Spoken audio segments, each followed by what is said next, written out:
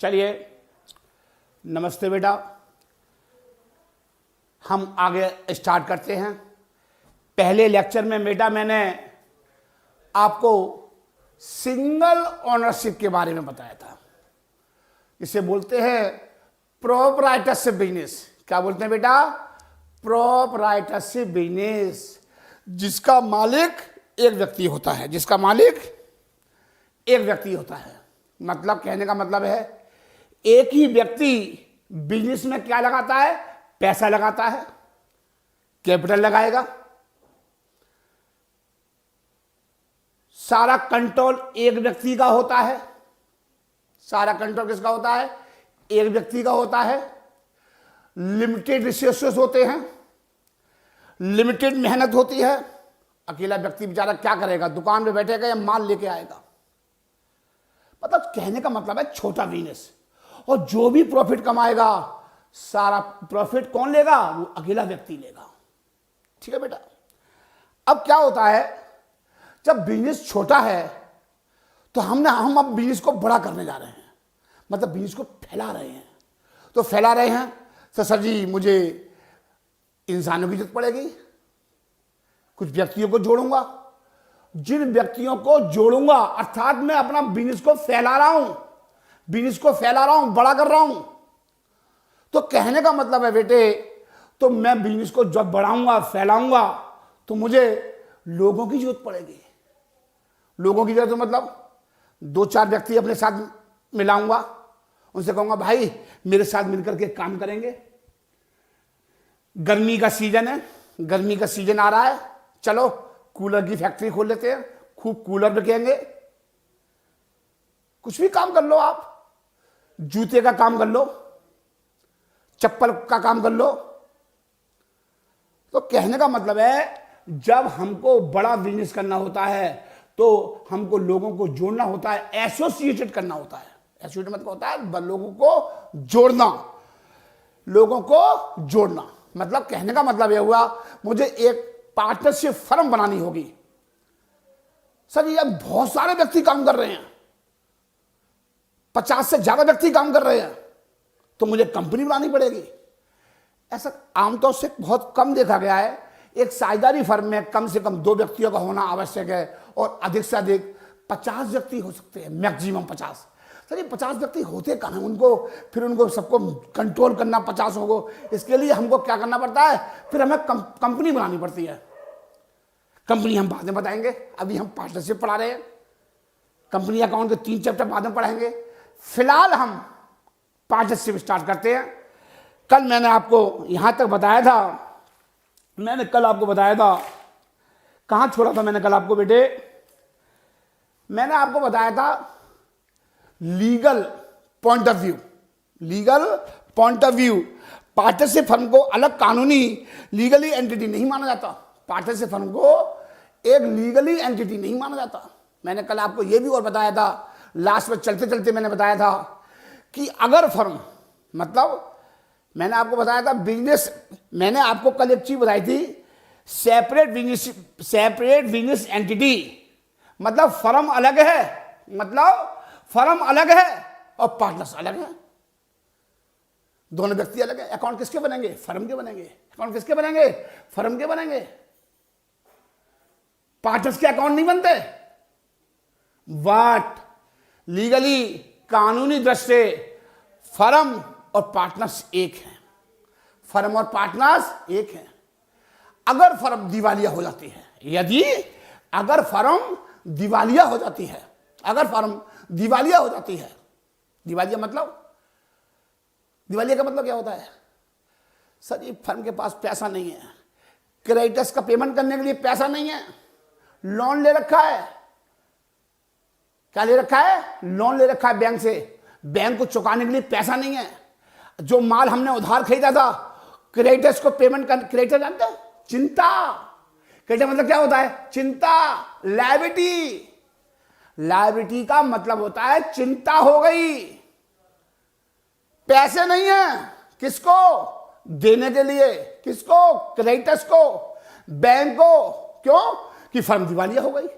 अब दिवालिया हो गई तो क्या पेमेंट फर्म करेगी? नहीं सर जी, नहीं। कौन करेगा? पार्टनर्स करेंगे। कौन करेंगे? पार्टनर्स करेंगे। पेमेंट कौन करेगा? पार्टनर्स करेंगे। ये नहीं है, पार्टनर्स ये नहीं कह सकते कि जी फर्म से लो पैसे। ये सब एक तरह का बेवकूफ बनाया जाता है। फर्म खोल के, फर्म तो खोल ली, लोन ले लो, लेकर भाग जाओ विदेश। जैसे नीरव मोदी भाग गया, विजय माल्या भाग गया, अब नाम आ रहा है कि जी मोदी जी ने भगा दिया है। लोन दिलवाया किसी ने, नाम हमारे मोदी जी का आ गया। तो सर जी वही कह रहा हूं मैं आपको। तो बैंक किसे पकड़ेगी? पार्टनर्स को। पार्टनर्स ये नहीं कह सकते सर जी हम तो उसके पाले। पार्टनर्स का मतलब है यू आर ए मालिक ऑफ ए फर्म, आप फर्म के मालिक हैं। चलिए अब हम स्टार्ट करते हैं। मैंने आपको ये बताया, मैंने नेचर ऑफ द पार्टनरशिप बताया। अब आपको डेफिनेशन ऑफ पार्टनरशिप, साझेदारी की परिभाषा क्या है? सर जी इसका वर्णन सेक्शन 4 में किया गया है। यह एक्ट 1932 में बना था। पार्टनरशिप एक्ट 1932 में बना था। पार्लियामेंट के दोनों सदनों में पास होता है, लोकसभा में और राज्यसभा में। जब एक्ट बनता है उसके बाद वो राष्ट्रपति के पास जाता है। राष्ट्रपति की मोहर लगती है जब वो एक्ट लागू हो जाता है पूरे देश में। जैसे अभी सीए आया था, राष्ट्रपति के साइन हो गए, लागू हो जाएगा पूरे देश में। तो वही है according to section 4 of the Indian partnership act 1932। ये एक्ट कब बना था? 1932 में।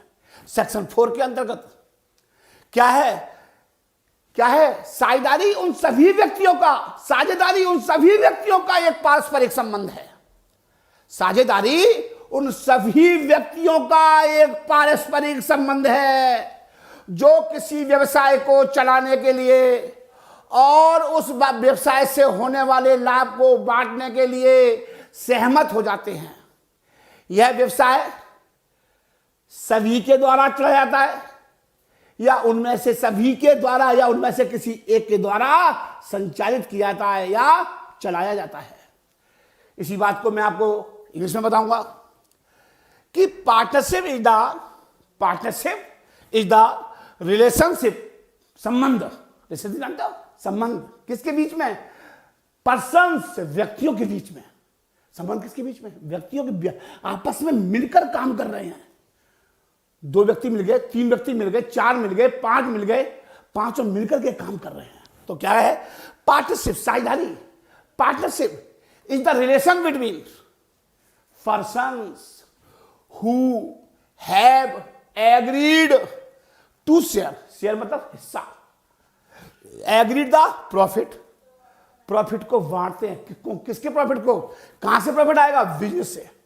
कूलर का बिजनेस कर लिया, जूते का बिजनेस कर लिया, स्टेशनरी का बिजनेस कर लिया, फैला दिया काफी बड़ी मात्रा में। हमने कागज की फैक्ट्री खोल ली, बिजनेस समझ में आ गया। कूलर की फैक्ट्री खोल ली, एसी की फैक्ट्री खोल ली। Carried on by all. 5 partners हैं, पांचों मिलकर चला रहे हैं। 5 पार्टनर्स हैं, पांचों मिलकर चला रहे हैं। Any of them acting for all. हो सकता है 3 पार्टनर्स हैं, एक चार्टर्ड अकाउंटेंट है, एक आईएएस ऑफिसर है, पैसे लगा दिए उसने, पैसे लगा दिए। माइनर पार्टनर्स है, मैं हूं, चारों व्यक्ति मिलकर काम कर रहे हैं और चारों में से पैसा लगा दिया और मेरे से कह दिया राजीव जी आप देखिए हम तो पैसा लगा देंगे, आपकी मदद कर देंगे, जो भी प्रॉफिट होगा वो हमें आपको बाद में दे देना। हमें आप पर बहुत विश्वास है, आप बाद में दे देना, कोई दिक्कत नहीं है, आप काम करो। हाँ साथ पड़े हैं, पैसा लगाएंगे, मिलकर काम करेंगे। एक माइनर व्यक्ति भी पार्टनर बन सकता है। माइनर मतलब जिसकी उम्र 18 साल से कम हो वो व्यक्ति माइनर होता है। माइनर को हानि में हिस्सा नहीं लेगा। हाँ जी, हानियों में हिस्सा नहीं लेगा माइनर, सिर्फ प्रॉफिट में हिस्सा लेगा। एक माइनर को भी साझेदार बनाया जा सकता है। अब मैं आगे इस चीज को डेफिनेशन को खत्म करता हूं, एक बार मैं फिर समझाता हूं आपको हिंदी में। साझेदारी उन सभी व्यक्तियों का एक पारस्परिक संबंध है। साझेदारी उन सभी व्यक्तियों का एक पारस्परिक संबंध है जो किसी व्यवसाय को चलाने के लिए और उस व्यवसाय से होने वाले लाभ को बांटने के लिए सहमत हो जाते हैं। यह व्यवसाय सभी के द्वारा या सभी की ओर से किसी एक के द्वारा संचालित किया जाता है या चलाया जाता है, उसी को बोलते हैं पार्टनरशिप फर्म। चलिए सर जी, मैंने आपको बताया था कि डेफिनेशन में से ही मैं आपको विशेषताएं बताऊंगा। इस डेफिनेशन में आपको मैं 9 विशेषताएं बताऊंगा साझेदारी की। आपकी बुक में देखोगे 4-5 मिल जाएंगी। मैं आपको बता दूं, एग्जाम में डेफिनेशन आ जाती है कि defined partnership according to section 4 1932 2 marks में आ जाती है। तो बेटा आपको एज इट इज लिखनी पड़ेगी, ये डेफिनेशन एज इट इज लिखनी पड़ेगी। कोई भी वर्ड इधर से उधर नहीं हो सकता, एज इट इज। अब आपसे एग्जाम में पूछ लेगा कि साझेदारी की विशेषताएं बताइए, कैरेक्टरिस्टिक बताइए, साझेदारी के एलिमेंट बताइए। आप लिखेंगे तो लिखिए। चलिए मैं स्टार्ट करता हूं। मिटा दूं बेटा, आपने उतार लिया होगा, काफी जैसे लिखी हुई है। आप उतारने में तो एक्सपर्ट हो। हाँ, उतारने में तो एक्सपर्ट हो सर जी, ये तो हम बचपन से ही उतारते आए हैं। बेटा आपको ये याद करनी है। आज अभी 2 लेक्चर चलेंगे थ्योरेटिकल के, उसके बाद शुरू करूंगा न्यूमेरिकल। जब आएगा मजा असली, क्योंकि एग्जाम में थ्योरी भी आएगी और न्यूमेरिकल्स भी आएगा। ऐसा नहीं है थोड़ी हम किसी से पूछ लेंगे, नहीं। मेरी बात अगर मुझे साक्षात गुरु मानते हो, मैंने अपनी जिंदगी में कभी नकल नहीं की। जब आप आईएएस वगैरह का इंटरव्यू देने जाओगे, बड़ी बड़ी सीए फर्म में इंटरव्यू देने जाओगे और आपने नकल से परीक्षा पास कर ली, सर जी आप इंटरव्यू पास नहीं कर सकते। आप क्यों? आपके अंदर डर बैठा होगा कि क्या जब मैंने नकल से पास हो गया, अब मैं कैसे पास करूंगा, क्यों पता नहीं मेरे से क्या पूछ लेगा। और जब आपने सब कुछ अकल से किया है, सब कुछ अकल से किया है, जिंदगी में कभी नकल नहीं की, जिंदगी में कभी नकल ही नहीं की। मैंने तो अपनी जिंदगी में एक वर्ड अक्षर भी किसी से नहीं पूछा, ना पूछूंगा। अपनी मेहनत से फेल होना मंजूर है, पर नकल नहीं करनी। मेरे को मेरे सामने अगर मेरे सबके कोई पर्ची भी फेंक देगा, मैं सर उसे देखूंगा नहीं। क्यों? मुझे अपने ऊपर भरोसा है। मैं आपको जो भी पढ़ाऊंगा, एक एक वर्ड पढ़ लेना, पेपर में एज इट इज आएगा, छप के एक वर्ड इधर और ना उधर। आप कहोगे, बच्चे आगे मेरे से कहते हैं तो सर ये पेपर आपका था, आपने बताया नहीं सर। अरे भाई मैं क्या बताऊं, सब मैंने करा दिया। जब मैं क्वेश्चन कराता हूं मैं लिखा देता हूं, बेटा जरूर आएगा, इंपोर्टेंट है, लिख ले। कुछ बच्चे मेरी बात को समझ जाते हैं, कुछ बच्चे आपको बताइए, सब बच्चे थोड़ी पढ़ते हैं। सारे बच्चे आईएएस बनते हैं, सारे बच्चे सीए बनते हैं, सारे बच्चे सीएस बनते हैं, सीडब्ल्यू सारे बनते हैं, नहीं। कोई रिक्शा भी चलाता है, कोई गांधीनगर में टिफिन लेके जाता है कैरियर में बांध करके और बस चाय पिला रहा है। सभी बच्चे नहीं पढ़ते, सारे बच्चे अकाउंटेंट नहीं बनते। जो मेहनत करेगा सभी वही बनेगा, ये ध्यान रखना। चलिए अब लिखिए। अब आप मिटा दो बेटा, उस आपने सब उतार लिया होगा, लिखिए। एग्जाम में कभी कभार आपसे कहता है 2 फीचर लिखिए, लिखिए।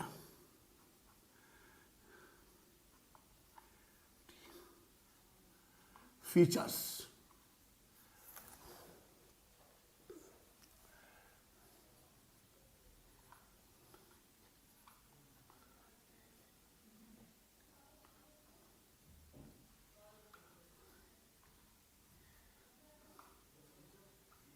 करेक्टरिस्टिक्स। 15 वर्ड है इसमें। करेक्टरिस्टिक्स में कितने वर्ड है बेटा? 15। नेचर और एलिमेंट, सबका मतलब एक है। एग्जाम में किसी भी नाम से आ जाए, आपसे पूछे एलिमेंट बताओ, पार्टनरशिप फर्म के कोई 2 एलिमेंट बताओ, एलिमेंट्स बताओ। पार्टनरशिप फर्म के कोई 2 एलिमेंट बताइए, 2 नेचर बताइए, दो करेक्टरिस्टिक बताइए और दो फीचर, सबका मतलब ये है। अब ये कन्फ्यूज मत हो जाना कि जी एग्जाम में एलिमेंट पूछा तो गुरु जी आपने बताया नहीं, सभी सब बताया है, ध्यान से देख, सबका मतलब एक ही है। लिखिए नंबर एक, टू और मोर पर्सन्स। इसका मतलब है बेटा मैं आपको सब पीडीएफ दूंगा, मैं आपको सब कुछ थ्योरी दूंगा, न्यूमेरिकल्स दूंगा, पीडीएफ की फाइल दूंगा, आप उसको जब लॉकडाउन खुल जाए मैं आपको 2 दिन बाद सेंड कर दूंगा पीडीएफ, जैसे जैसे नोट बनते जाएंगे। आप कहीं दुकान कहीं भी आपस में गली मोहल्ले में कहीं खुल रही भी हो, चुपचाप करा लो, जैसे मतलब मत कराना, अभी आप फिलहाल पीडीएफ की फाइल से पढ़ लो।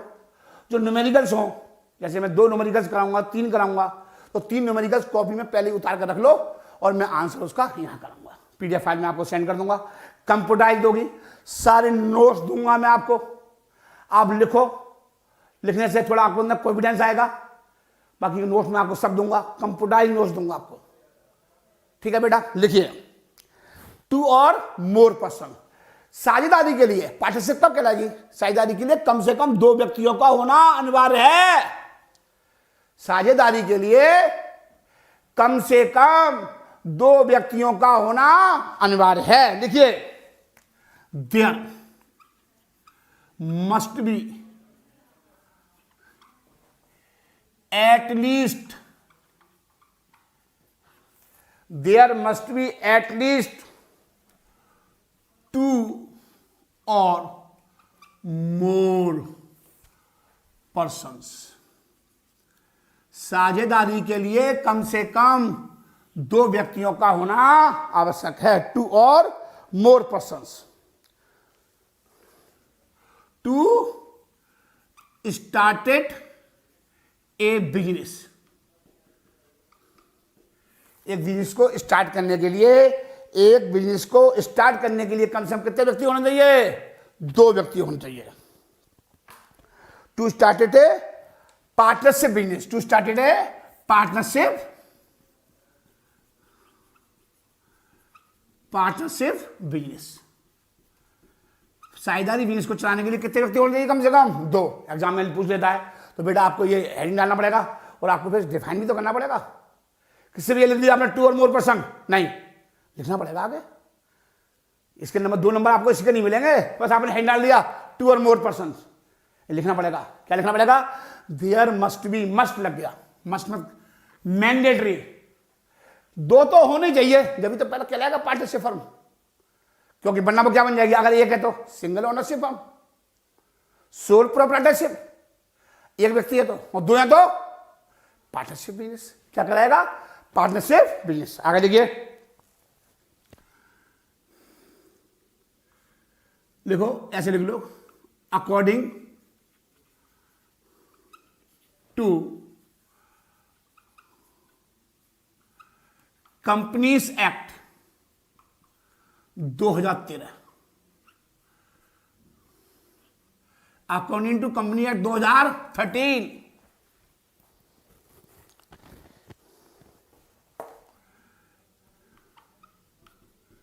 Maximum limit of partner is 50। कितने व्यक्ति होने चाहिए? Maximum limit of partners is 50। लिखो, बता दीजिए, according to company act 2013,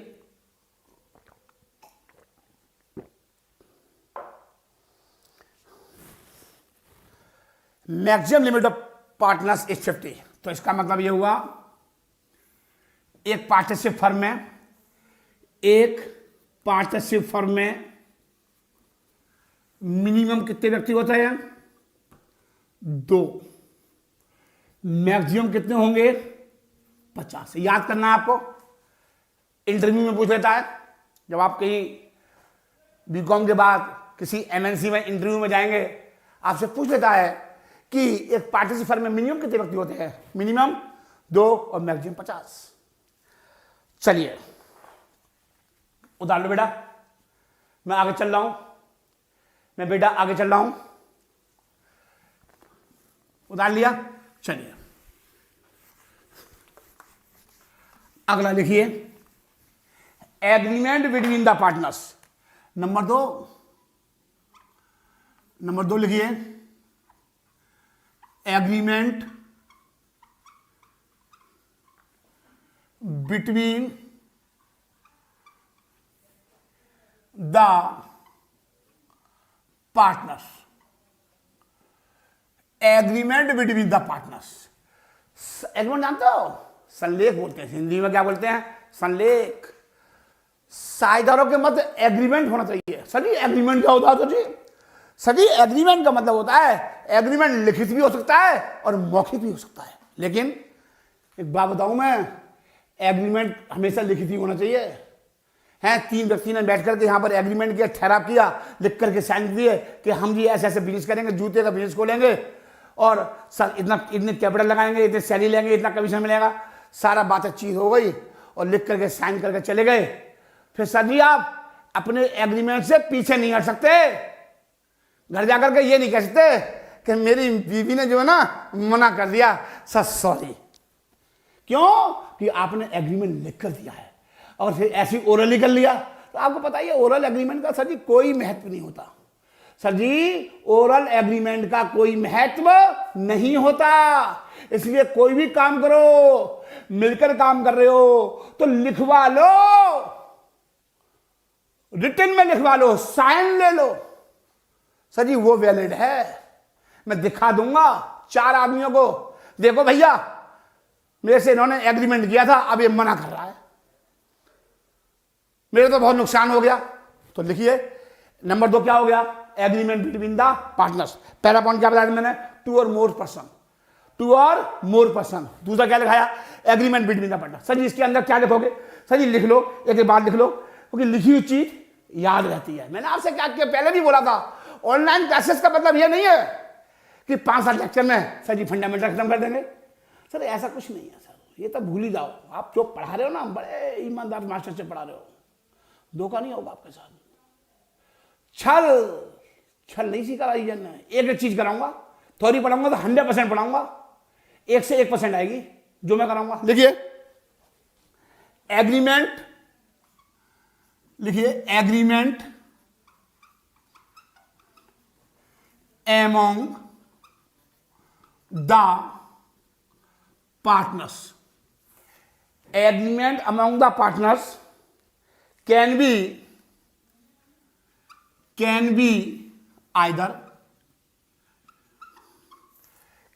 either oral या written। ओरल कर लो या रिटर्न कर लो, लिख लो। या तो ओरल हो सकता है, वर्बल मुंह से बोल दिया हो गया, या रिटर्न में होना चाहिए। कैसे होना चाहिए, रिटर्न में होना चाहिए। आगे लिखिए, व्हाट, टुकड़ों में तोड़ लो, चीज को जल्दी याद होती है। व्हाट इज द, बट ऐसे लिख लो, what it is the always,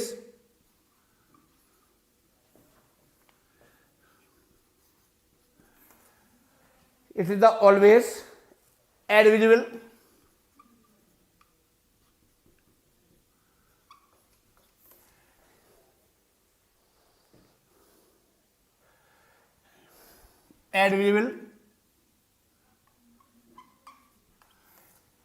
always advisable to have a written agreement। कैसा होना चाहिए एग्रीमेंट, रिटर्न होना चाहिए। Always advisable, always advisable to have a written agreement is helpful, is helpful, is helpful avoidable, avoidable या ऐसे लिख लो, avoiding कर लो, avoid मतलब बचना, अवॉइडिंग द डिस्प्यूट, डिस्प्यूट मतभेद, डिस्प्यूट का मतलब क्या होता है, एंड एक ही बात है, एक ही बात है, डिस्प्यूट एंड कॉन्फ्लिक्ट, झगड़ा हो जाए आपस में, मतभेद हो जाए, उससे हम बच सकते हैं। हम दिखा सकते हैं 4 लोगों को कि देखो भाई साहब हमने रिटर्न एग्रीमेंट कराया था, तो मैंने आपसे क्या बोला, what it is, but it is always admissible, always admissible to have a written agreement. कैसा एग्रीमेंट होना चाहिए, रिटर्न एग्रीमेंट होना चाहिए। Is helpful in avoiding, avoid मतलब बचना, हम बचेंगे, किससे बचेंगे, डिस्प्यूट से बच जाएंगे और किसी कॉन्फ्लिक्ट से बच जाएंगे, किसी मतभेद से बच जाएंगे।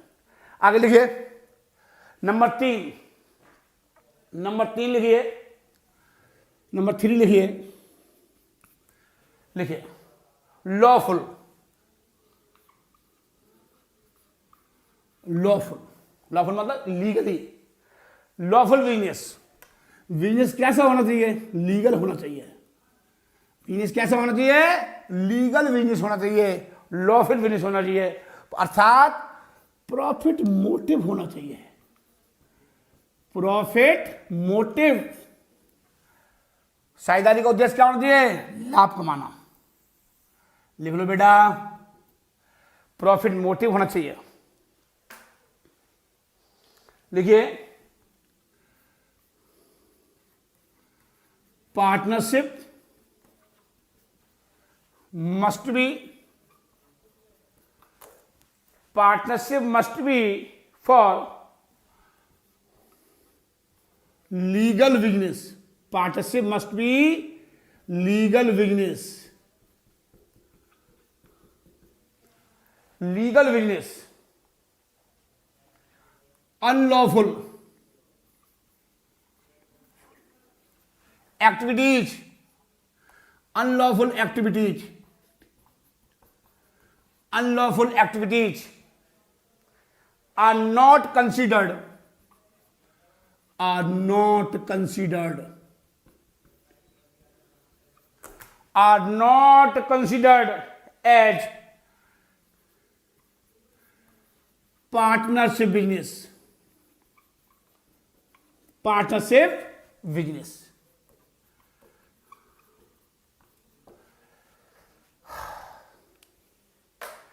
Such business must be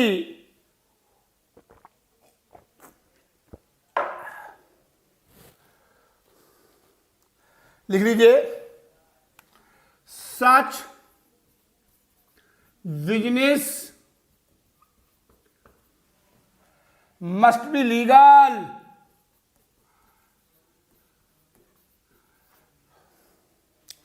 such business must be legal।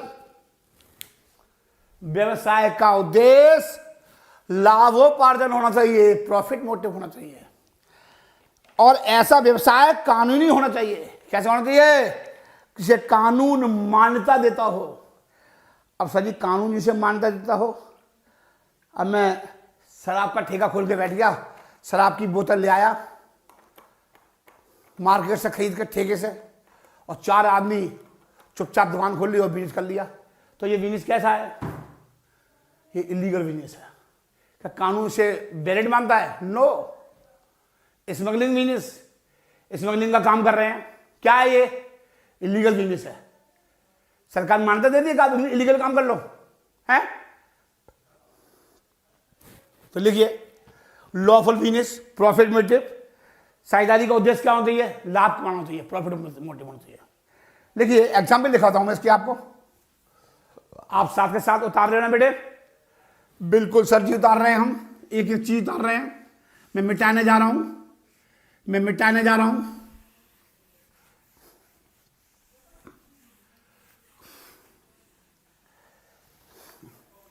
आपको मैं एग्जाम्पल देकर बताऊंगा, इजी एग्जाम्पल।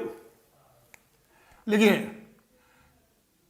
इजी, लिखिए इजी, लिखिए नंबर 1 लिखो, land purchased land purchased by A and B. एक ए ने और बी ने मिलकर के एक लैंड खरीद ली। कैसे खरीद ली? जॉइंटली। ए और बी ने मिलकर के क्या खरीद ली? लैंड खरीद ली। And sold after some times, and sold after some times, और कुछ समय के बाद इसे बेच दी। 2 महीने बाद, 4 महीने बाद, 6 महीने के बाद इसको बेच दिया एट ए प्रॉफिट। कैसे बेच दिया? Eight A profit.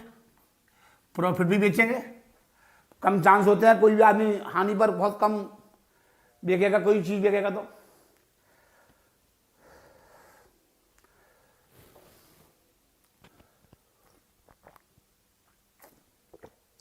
Sold at A profit. आगे देखिए, and profit was distributed, and profit was distributed equally. Profit and profit was distributed equally. कैसे बांट दिया? प्रॉफिट इक्वली बांट लिया। It is not a partnership business. It is not a partnership business. ये partnership business नहीं कहलाएगा। Jointly नाम से काम कर रहे हैं, मिलकर काम कर रहे हैं, और उस प्रॉफिट को कुछ समय के बाद उसे बेच दिया। It is not a partnership business. Underline कर लो, बहुत अच्छा एग्जाम्पल है ये। Land purchase by A and B jointly and sold after some times, और कुछ समय के बाद बेच दिया। ऐसे ही जॉइंटली मिल गया। ऐसे मैंने और मेरे पड़ोसी ने मिलकर के बराबर में एक जमीन का टुकड़ा था, 1 लाख रुपए का खरीदा था। 3 महीने के बाद मैंने 1.25 लाख रुपए में बेच दिया। तो this is not a partnership. ये पार्टनरशिप नहीं है सर जी, ये पार्टनरशिप नहीं है, और it is not a partnership. Number लिखिए, अगला लिखिए, एग्जाम्पल नंबर 2 लिखिए। एग्जाम्पल नंबर 2 लिखिए, white and black. White and black, काला एंड गोरा, white and black are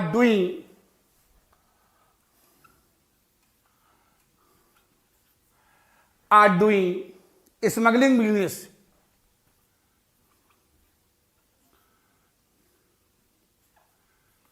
smuggling business. कैसा बिजनेस कर रहे हैं? स्मगलिंग का। जानते हैं स्मगलिंग क्या कर रहे हो? शराब बेच रहे हो, स्मैक बेच रहे हो, कोकीन बेच रहे हो, ये स्मगलिंग का काम कर रहे हो। Cocaine, heroine. अबे हीरोइन वो वाली नहीं जो सोच रहे हो, बेबास से बासों की बात नहीं कर रहा मैं, नशे की चीजों की बात कर रहा हूं। हीरोइन व्यक्ति, इसे बोलते हैं smuggling business. And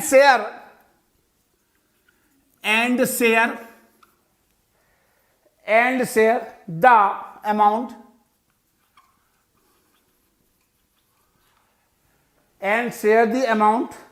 earned equally।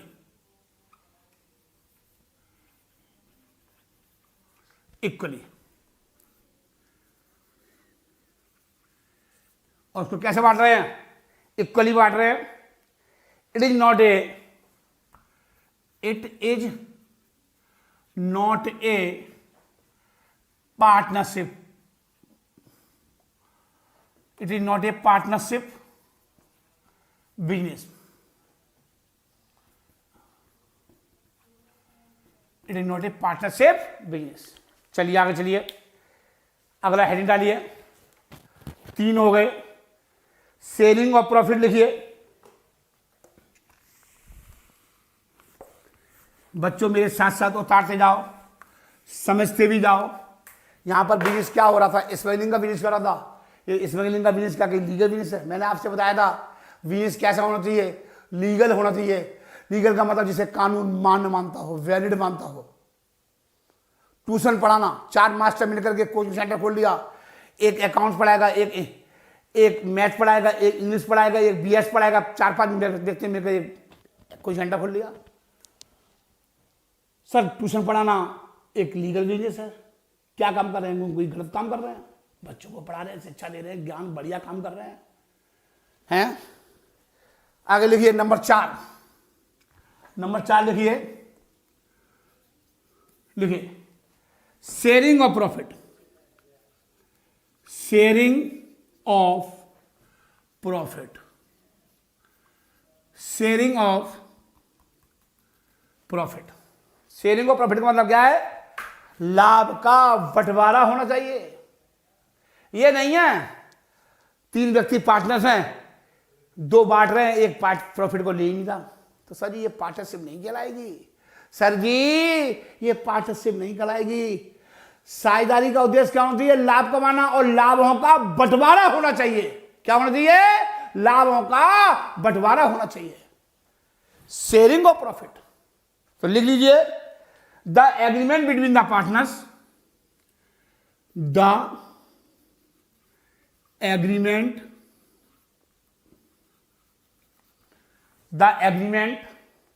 between the partners, the agreement between the partners, partners के बीच में जो एग्रीमेंट होना चाहिए, must be aimed, must be aimed, must be aimed at, must be at sharing the profit, sharing the profit, profit को बांटना होना चाहिए, sharing the profit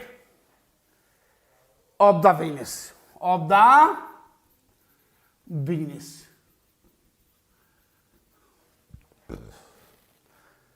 must be, must जब मस्ट हो जाता है तो कंपलसरी हो जाता है, मैंडेटरी हो जाता है। कैसा हो जाता है?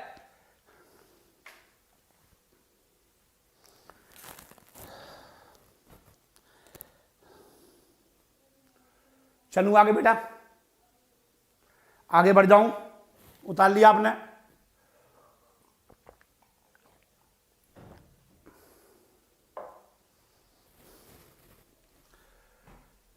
ऐसा भी होता है, बात समझिएगा ध्यान से।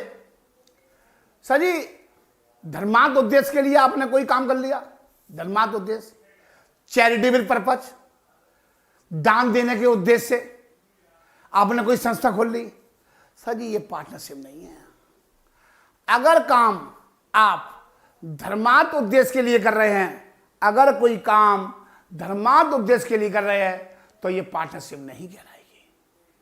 चैरिटेबल पर्पज के लिए, डोनेशन के देने के लिए आप काम कर रहे हैं तो ये साझेदारी नहीं कहलाएगी। चलिए अगला लिखिए, 5वां पॉइंट डालिए। आप बच्चों साथ के साथ मेरे उतारते जाओ। चलिए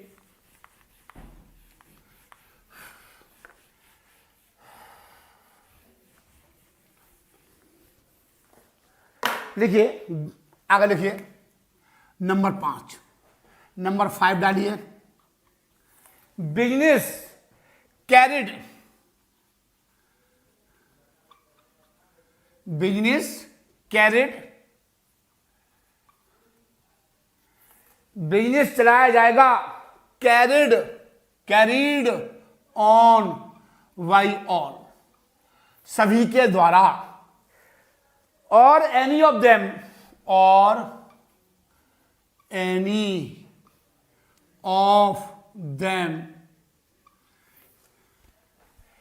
acting, acting for all. Acting for क्या मतलब है इसका? Business carried on by all, साझेदारी का व्यवसाय 4 व्यक्ति पार्टनर चारों मिलकर चलाएंगे, या चारों में से कोई एक पार्टनर चलाएगा। चारों की सहमति हो गई, चारों में से 3 अपने घर बैठ जाओ, स्लीपिंग पार्टनर से एक ने पैसा लगा रखा है, एक कोई लेडीज है वो अपने घर बैठी हुई है, स्लीपिंग पार्टनर बोलते हैं उसे, पैसा लगा दिया, बस जो प्रॉफिट आएगा वो हमें दे देना, बस राइजन चलाओ आप। हम आप पर बहुत विश्वास है, आप पर, आप बहुत बढ़िया आदमी हो। चलिए नेक्स्ट लाइन से लिखिए, 6 लिख लीजिए, unlimited liability, unlimited liability. Unlimited liability मतलब जानते हो, असीमित दायित्व।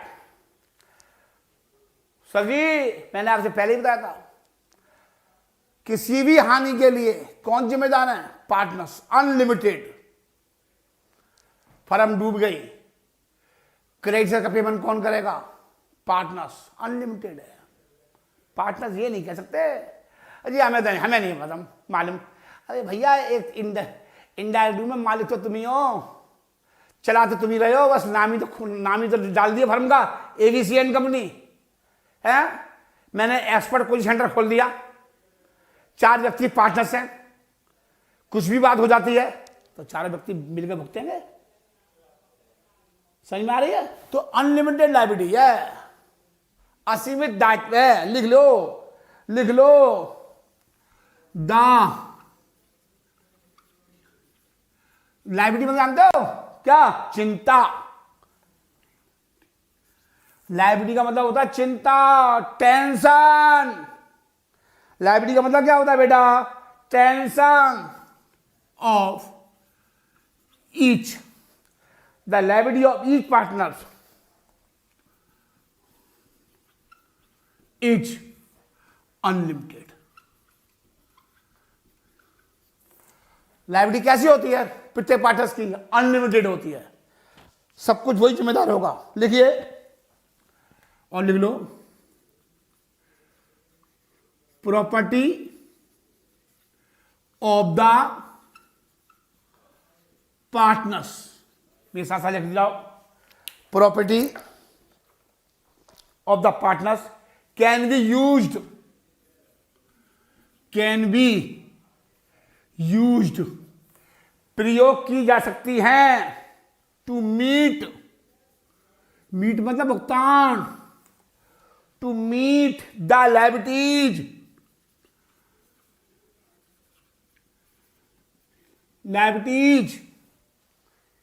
Of the business.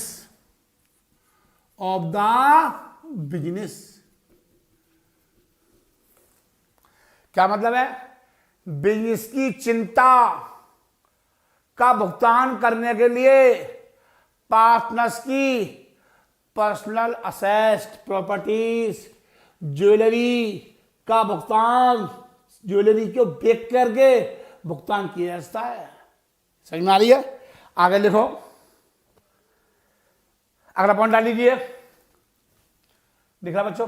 चलिए 7वां पॉइंट डालिए मेरे बच्चों, 7 लिखिए, mutual trust. Mutual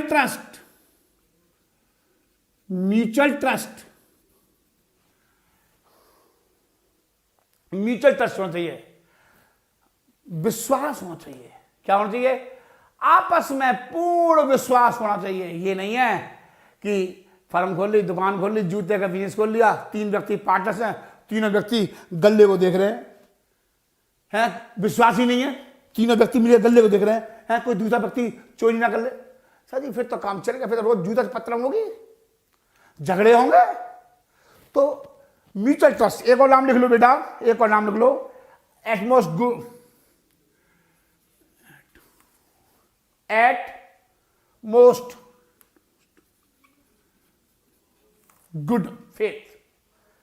at most good faith.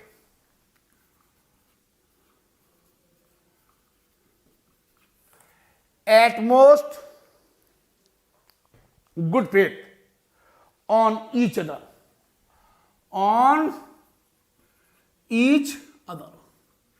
Each other का मतलब जानते हो? एक दूसरे पर गुड फेथ होना चाहिए, विश्वास होना चाहिए। क्या होना चाहिए? आपस में एक दूसरे के प्रति पूर्ण विश्वास होना चाहिए।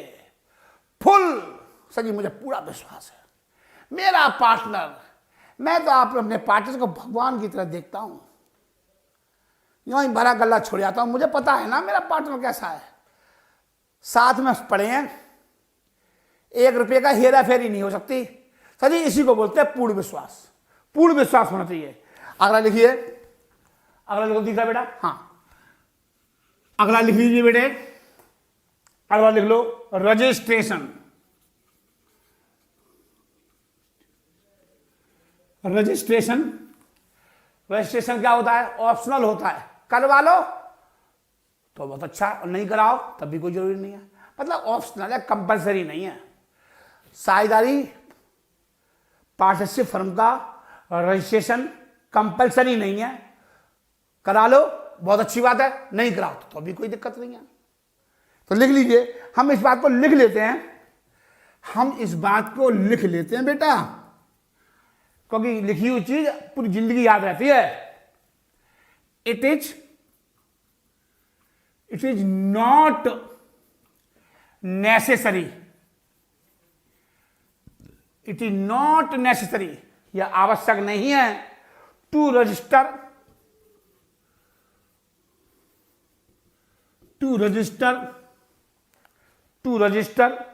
द पार्टनरशिप बिजनेस, पार्टनरशिप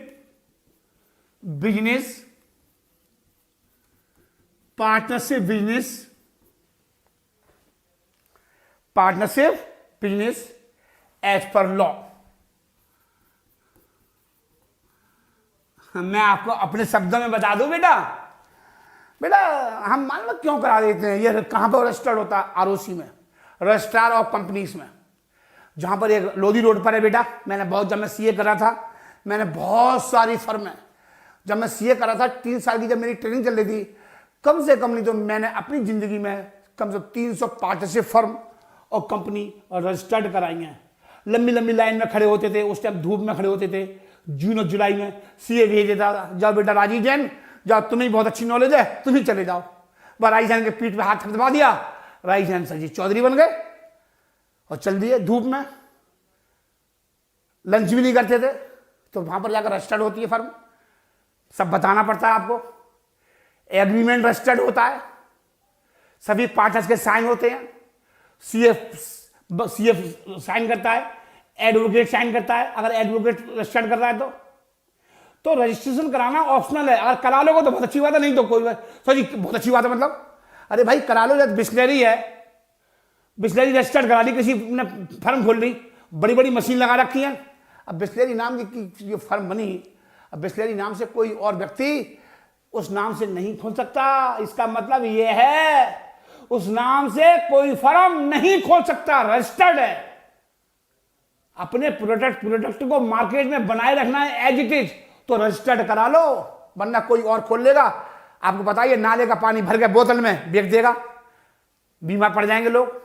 हमारा पानी बिस्लरी का है, फिल्टर है, क्योंकि हमने रजिस्टर्ड फर्म करा रखी है, हम गलत काम नहीं कर सकते। समझ में आ रही है? लिख लो, और लिख लो, और संतुष्ट हो लो, तुम लिख लो, पढ़ लो, ये मत पढ़ोगे जी राजेश सर जी तो ऑफलाइन में बहुत अच्छा पढ़ाएंगे, नहीं, ऐसा कुछ नहीं है, ऐसा कुछ नहीं है। बस सर ये तो भूल ही जाओ, एक बात बताऊंगा जो तुम्हें कोई नहीं बताएगा। आप पढ़ लो, 1 से लेकर के 1 लाख मास्टर के पास चले जाओ, पूछ लो फर्म कहाँ रजिस्टर्ड होती है। क्यों सर जी? उसने किताब पढ़ रखी है टीएस रिवाल की, यूं करके किताब पढ़ रखी है, रट्टे लगा रखे, वहां है ही नहीं, वहां है ही नहीं, ये वर्ड यूज नहीं किया। बताओ आप क्या पढ़ाएगा? रट्टे लगा के पास कर लिया एग्जाम, तुमने जैसे गली मोहल्ले लोगों को पढ़ा रहा मास्टर, पता ही नहीं। प्रैक्टिकल नॉलेज नाम की एक वर्ड भी नहीं पता।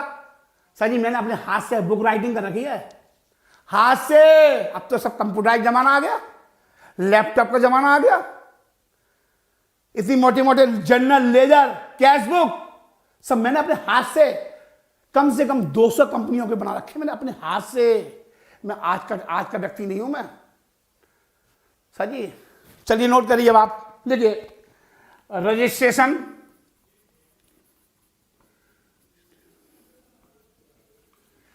Registration of A partnership firm, partnership firm. Registration of a partnership firm is optional. Is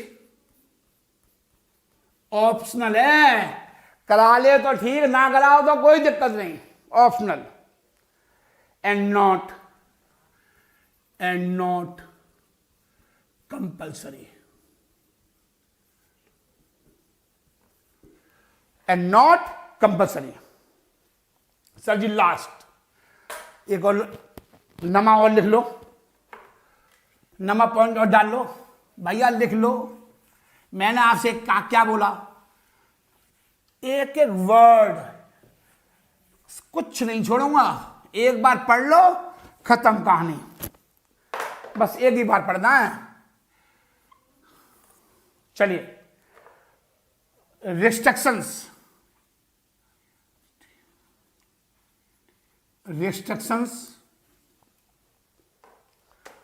of transfer of share. Restrictions of transfer of share. शेयरों के ट्रांसफर पर प्रतिबंध लगा रखा है. रिस्ट्रिक्शन का मतलब होता है प्रतिबंध लगाना. एक पार्टनर किसी दूसरे पार्टनर को शेयर ट्रांसफर नहीं कर सकता. एक पार्टनर किसी दूसरे पार्टनर, पर उसका फैमिली मेंबर ही क्यों ना हो, किसी फैमिली मेंबर को क्यों नहीं ट्रांसफर कर सकता, अपनी फैमिली मेंबर को. तो लिख लो, एक पार्टनर्स, रजिस्ट्रेशन का मतलब होता है प्रतिबंध लगाना. Registration of transfer of share. देखो, इन partnership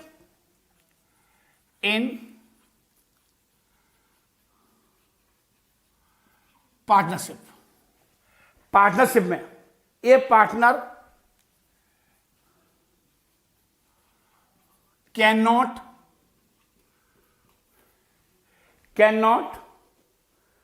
transfer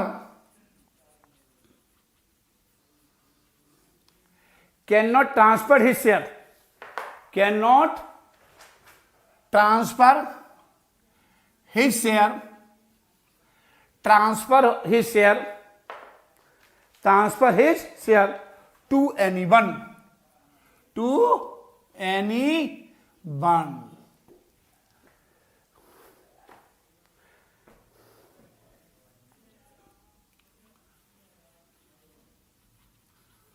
His family member.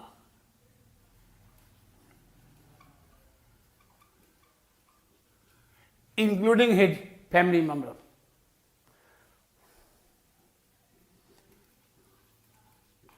Without the consent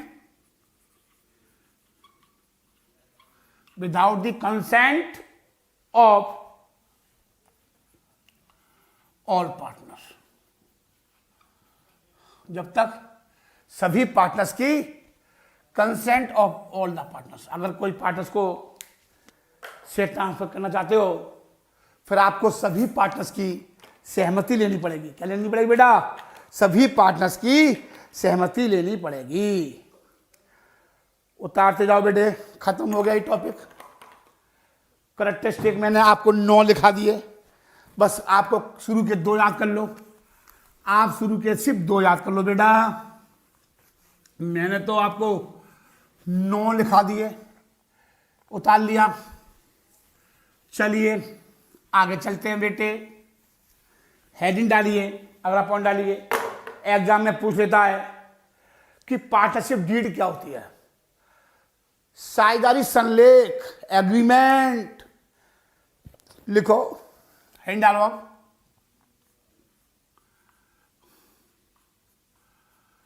partnership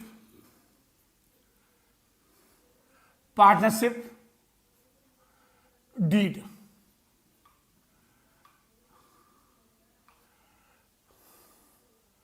partnership deed. साझेदारी संलेख. लिखो, partnership deed, partnership deed is a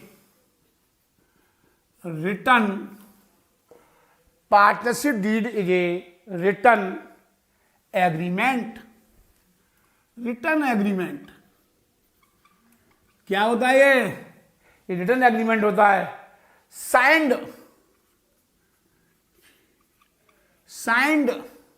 bye all the partners, signed by all the partners. क्या कह रहा है? Partnership deed is a written agreement signed by all the partners. बताऊंगा sir ji कौन कौन से कंटेंट लिखे जाते हैं पार्टनरशिप डीड। पहले लिख तो लो। पार्टनरशिप डीड जानते हो क्या होती है? जैसे आपने देखा होगा कि लड़का पैदा हो गया, पापा की तो बस खुशी के ठिकाने ही नहीं है। पापा तो अपने आराम से लड़का हो गया, पता नहीं क्या हो गया, पता नहीं क्या करेगा, क्या झंडे गाड़ेगा लड़का। हाँ, और लड़की हो गई, लड़की हुई है, अरे लक्ष्मी हुई है, सरस्वती हुई है, देवी है, हाँ? लड़की के नाम से मन मर गए और लड़का हो गया, दारू चल रही है दोस्तों में। हाँ? तो एक तरह का ये मानो पार्टनरशिप डीड, जैसे पापा जाते हैं बाकी बाकी पंडित जी देखो मेरा लड़का हो गया, हाँ जरा जनपति देखो बनाओ फटाफट, इतने बजे पैदा हुआ है। पंडित जी कहते हैं अरे इसका तो तुलादान कराना पड़ेगा, पंडित जी अपने झाड़ी बनाएंगे। तो ऐसी एक पार्टनरशिप डीड बनती है। जब फर्म बनेगी पार्टनरशिप डीड बनेगी, तो वो लिखा हुआ है partnership deed is a written agreement.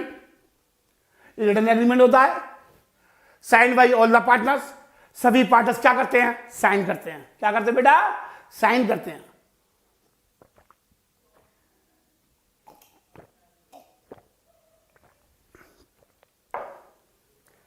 देखो आगे, इट इज ए डॉक्यूमेंट। ये डॉक्यूमेंट है, it is a document which contains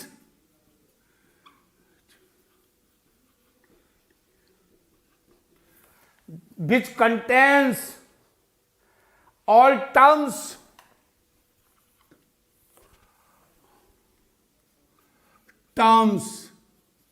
and condition। Terms and, इसमें सर जी क्या लिखी जाती हैं? टर्म्स एंड कंडीशन लिखी जाती हैं। क्या लिखी जाती हैं? Terms and condition of partnership firm,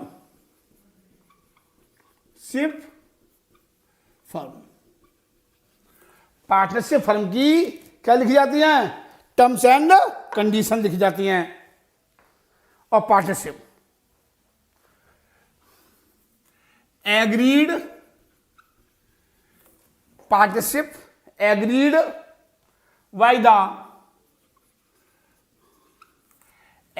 by the partners. सुनिए जानते, इट इज ए डॉक्यूमेंट। ये क्या है? ये डॉक्यूमेंट है ये, which contains all terms and condition. इसमें सभी शर्तें लिखी जाती हैं।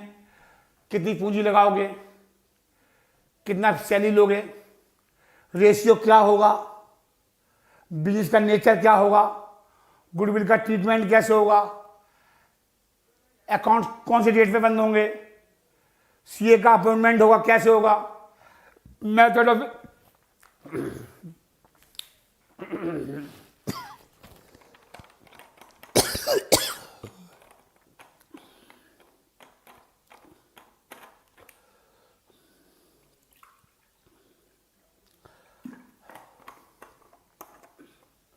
Method of valuation of goodwill, goodwill का मूल्यांकन कैसे होगा,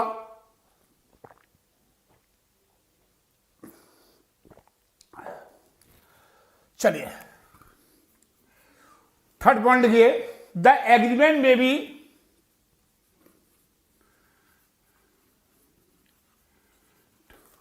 मे बी रिटन और oral। Therefore Therefore, agreement should be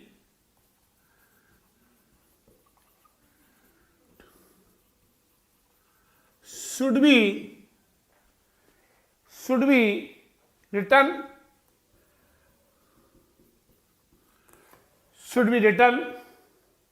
and signed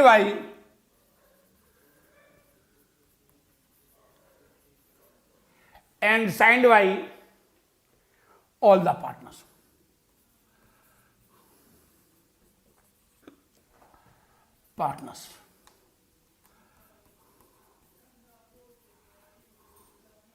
सभी पार्टनर्स के द्वारा क्या होना चाहिए? साइन होना चाहिए। कह रहा है द एग्रीमेंट में बी रिटन, लिखित में होना चाहिए। द एग्रीमेंट में बी रिटन और ओरल। एग्रीमेंट कैसा होना चाहिए बेटा? रिटन होना चाहिए, ओरल होना चाहिए। Therefore agreement should be written and signed by all the partners. चलिए अब मैं आपको लिखाता हूं कंटेंट ऑफ पार्टनरशिप डीड। अब आप लिखिए कंटेंट ऑफ पार्टनरशिप डीड। उतार ली बेटा आपको, कम से कम बेटे थ्योरेटिकल पार्ट में हम आपके 2 लेक्चर लग जाएंगे, उसके बाद आपका न्यूमेरिकल पार्ट शुरू होगा।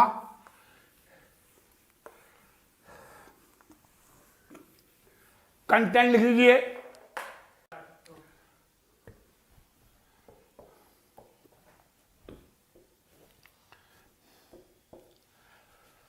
चलिए देखिए बच्चों, content of partnership deed. Partnership deed में कौन कौन से कंटेंट्स होते हैं? The partnership deed usually contain the following particulars. Number 1, मतलब पार्टनरशिप डीड में कौन कौन सी बातें लिखी जाती हैं? पार्टनरशिप एग्रीमेंट में क्या क्या बातें लिखी जाती है? जो जिस नाम से जब फर्म रजिस्टर्ड होती है आरओसी में जाकर के, तो ये सीए बनाता है, सीए एग्रीमेंट लिखता है, वकील बनाते हैं, एडवोकेट बनाते हैं, और डीड में कौन कौन सी बातें लिखी जाएंगी? कंटेंट का मतलब होता है कि उसमें कौन कौन सी बातें लिखी जाएंगी। Number 1, the name and address of the firm. Firm के नाम और पते। And main business activities. कौन सा बिजनेस कर रही है? जूते का बिजनेस कर रही है सर जी, कूलर बना रही है सर जी, स्टेशनरी की फैक्ट्री खोल ली। Number 2, name and address of all partners. सभी पार्टनर्स के नाम और पते लिखे जाएंगे। कौन सा पार्टनर्स कहाँ रहता है, उसका नाम और घर का एड्रेस लिखा जाएगा। Date of commitment of partnership. Partnership कब स्टार्ट हुई थी? 1 अप्रैल को बनी थी सर जी 2019 में, और दिसंबर 31 में इसका एंड होगा। ये भी लिखना पड़ेगा। दिसंबर 9 महीने के लिए बना ली partnership. Capital contribute by each partners. दोनों पार्टनर्स कितना कैपिटल कंट्रीब्यूट कर रहे हैं? 5 लाख ए ने लगाए, 5 लाख बी ने लगाए। ईच पार्टनर्स, उनको कितना ब्याज दिया जाएगा? रेट ऑफ इंटरेस्ट देना पड़ेगा, 12% ब्याज दिया जाएगा। एग्रीमेंट में जो लिखा है वो ही दिया जाएगा। अगर ब्याज लिखा हुआ 10% तो 10%, 8 है तो 8% ब्याज दिया जाएगा। किसे दिया जाएगा? पार्टनर्स को। कौन देगी? फर्म देगी। ड्राइंग्स, अगर पार्टनर्स फर्म से पर्सनल यूज के लिए पैसा निकालते हैं तो कितना निकालेंगे? क्वार्टरली निकालेंगे, मंथली निकालेंगे, हाफ ईयरली निकालेंगे। कितना निकालेंगे? 10,000 रुपये पर मंथ निकालेंगे, बिगिनिंग में निकालेंगे, बीच में निकालेंगे, एंड में निकालेंगे। सब बातें लिखी जाएंगी। फर्म उस पार्टनर से कितना % ड्राइंग चार्ज करेगी? फर्म ब्याज लेगी पार्टनर से। प्रॉफिट शेयरिंग रेशियो क्या होगा? इक्वली होगा, 2:1 में बांटेंगे। Salary, commission, allowance payable to partners. चलिए 9 हो गए, 9 हो गए। 10वां लिखिए, duration of partnership. Duration of कितनी अवधि के लिए?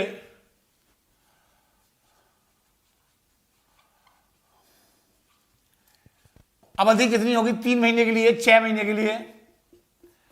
11वां, ड्यूरेशन ऑफ पार्टनरशिप।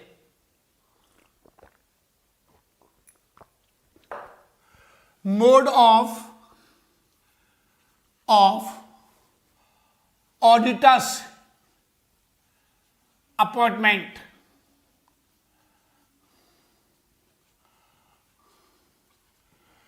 ऑडिटर मानता सीए। सीए का अपॉइंटमेंट की कौन कौन सी विधि होंगी, कैसे उसे अपॉइंटमेंट करोगे? सीए का अपॉइंटमेंट कैसे होगा?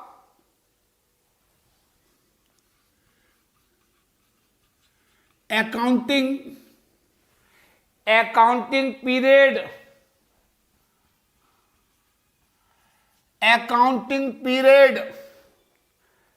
of the firm,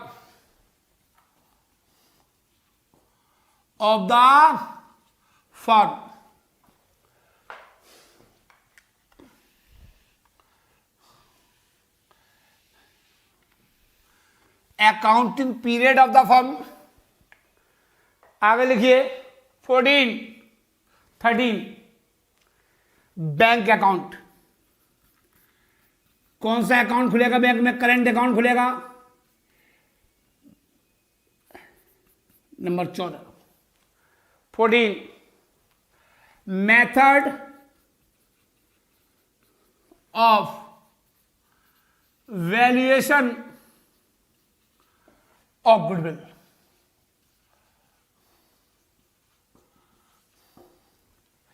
method of valuation of goodwill. Method of valuation of goodwill. ख्याति का मूल्यांकन की विधियां हैं। Average, super profit method, average method, super profit method और कैपिटलाइजेशन मेथड, ये मेथड है। 15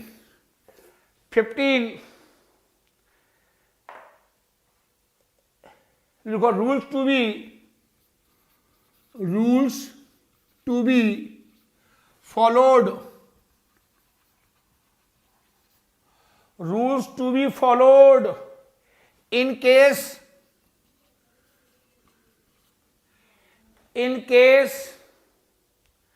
of admission,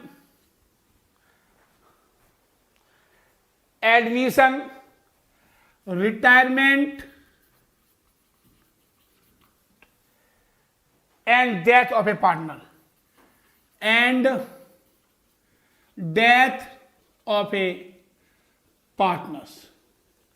जब किसी पार्टनर्स का एडमिशन होगा, रिटायरमेंट होगी और डेथ होगी। चलिए क्लास को हम समाप्त करते हैं। Take care.